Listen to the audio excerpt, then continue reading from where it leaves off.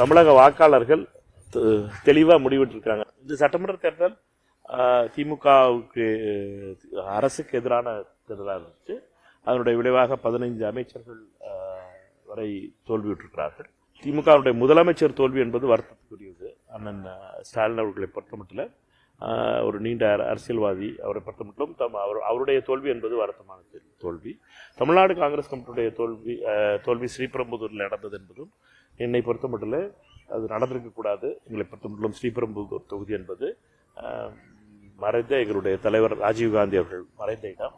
அந்த இடத்துல எங்களுடைய தமிழ்நாடு காங்கிரஸ் கமிட்டி தலைவர் தோல்வியுற்றது என்பதும் வருத்தக்கூடிய விஷயம். தமிழ்நாடு காங்கிரஸ் கமிட்டி தலைவர் மற்றும் முன்னாள் காங்கிரஸ் கமிட்டி தலைவர்கள் மற்றும் நாடாளுமன்ற உறுப்பினர்கள், சட்டமன்ற உறுப்பினர்கள் எல்லாரும் கலந்து கொண்டோம். 29 பேரும் ஜூம் மீட்டிங் நடந்தது. அந்த ஜூம் மீட்டிங்கில் எடுக்கப்பட்ட முடிவை அகில இந்திய காங்கிரஸ் கமிட்டியுடைய பொதுச் செயலாளர் திரு கிரீஷ் சோடங்கர் அவர்கள் இன்று காலை சென்னையிலே அதற்கான அறிவிப்பு வெளியிடுவார். எங்களை பொறுத்த மட்டும் பாஜக வரக்கூடாது. மதவாத சக்திகளுக்கு, வெறுப்பு அரசியலுக்கு இடமில்லை தமிழ்நாட்டில். நம்ம தெளிவாக பார்த்தோம். திருப்பரங்குன்றத்தில் அண்ணன் ராஜன் செல்லப்பா தீபம் ஏற்றுவோம்னு ஓட்டு கேட்டார். மக்கள் 3வது இடம் கொடுத்துருக்காங்க.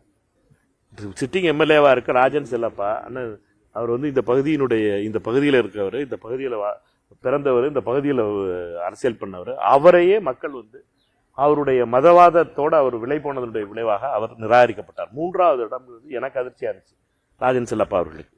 அவரை ஏனென்றால் தமிழக மண் இந்த மதவாதத்தை ஏற்றுக்கொள்ளாது என்பதற்கு எடுத்துக்காட்டுனா திருப்பரங்குன்றம் சட்டமன்ற தொகுதியில் ஒரு 26,000-30,000 ஓட்டில் வெற்றி பெற்ற சட்டமன்ற உறுப்பினர் ராஜன் செல்லப்பா 3வது இடம் வர்றதுக்கு இதிலே தெரியணும். நம்மளை பொறுத்த மட்டும் மக்கள் மதவாதத்தை நிராகரிக்கிறார்கள் என்பது. இதேதான் தாவேகாவினுடைய தலைவர் திரு விஜய் அவர்களை பொறுத்த மட்டும் பாஜகவிற்கு எதிராக நின்று வெற்றி பெற்றிருக்கிறார். எடுத்துக்காட்டுக்கு இங்கே திருப்பரங்குன்றத்தில் வெற்றி பெற்றிருப்பது தாவேகாவினுடைய வேட்பாளர். ஆக மொத்தம் யார் மதவாதத்துக்கு ஆதரிப்போம் சொன்னாங்களோ ராஜன் செல்லப்பா, அவரை தோற்கடித்திருப்பது என்பது தாவேகா.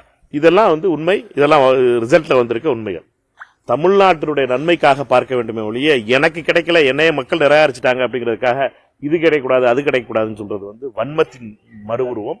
இதைத்தான் மக்கள் நிராகரிச்சிருக்காங்க. சிலர் சொல்லிக்கிட்டு இருந்தாங்க தமிழக மண்ணுக்கு ஒத்து வராது, ஆட்சியில் பங்கு, தமிழகம் ஏற்றுக்கொள்ளாது ஆட்சியில் பங்குலாம் தமிழக மக்கள் பதில் சொல்லிட்டாங்க. தமிழக மக்கள் தீர்மானிச்சுட்டாங்க. அதனால இதெல்லாம் நடக்கிறது என்னங்கிறத பார்ப்போம் நம்ம.